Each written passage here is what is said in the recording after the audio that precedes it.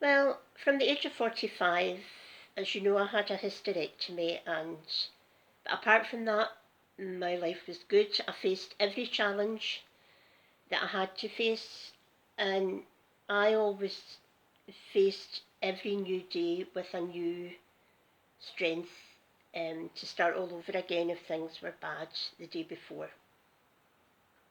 And as I said before, challenges make you grow. Our children both were diagnosed with problems which really showed up at nursery and uh, primary school.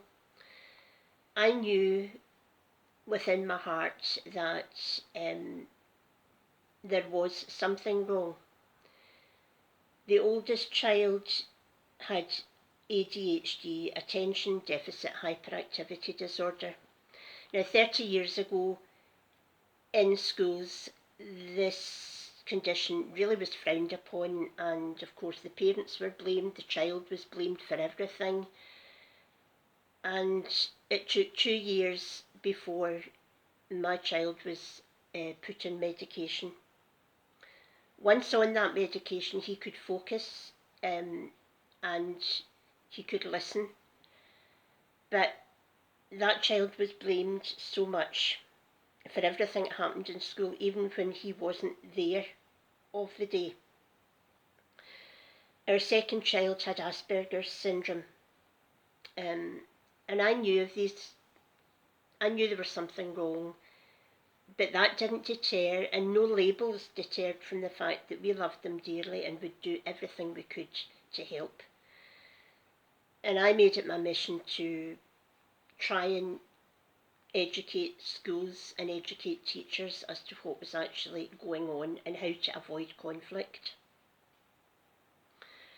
I also was working at that point I had taken a break from teaching, so I went back to the local psychiatric hospital and worked as an occupational therapist with acute psychiatrists, long-term mental health issues, dementia, and Korsakoff's psychosis, which is an early dementia through alcohol. Now, if this video cuts out before I get on to the proper story, I will let you know in the description. The memory on my phone isn't good. Anyway, life was stressful with the boys and with what they brought, and we as parents were totally focused on helping them with their homework, reading bedtime stories, giving them breaks, trying to make them understand, make other people understand what was actually going on with their condition. But people who don't suffer their children having these problems and have the sort of perfect children, as you would say, really stigmatised us and set the children apart. But again, as a strong family, and Tom and I were together on this, and everything was fine. And I had no idea that what was about to happen in the next 10 years would absolutely devastate me to the point that I nearly died, would devastate my children, would devastate my absolutely adored husband. And this would lead to our divorce after 32 years of marriage. It was the most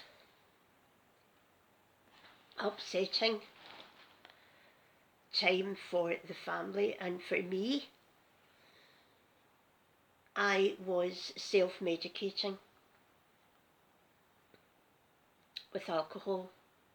This problem grew very gradually from having a glass of wine with Tom, but suddenly this glass of wine made all my problems disappear. It made my life feel as though all these insecurities I had, that I had all my life, and all these self-doubts and self-hatred at times. Suddenly the world was a better place. Suddenly I felt what I thought normal people felt. And life seemed to, wow, I've just wakened up. I feel happy. I'm not insecure. I can go places that I used to be afraid of because of my insecurities, social settings. And this glass of wine, of course, not just one, but I will get into that. It started off with just the weekend curry and a bottle of wine between us. Now, I'm going to stop very soon because this memory, we're now at 5 minutes. I will describe in detail in the video what happened to me. And if I can help one other person who's listening to this, or whose family recognises their spouse or their friend or daughter is doing this, or son, then it's going to help somebody, and that I will be thankful for.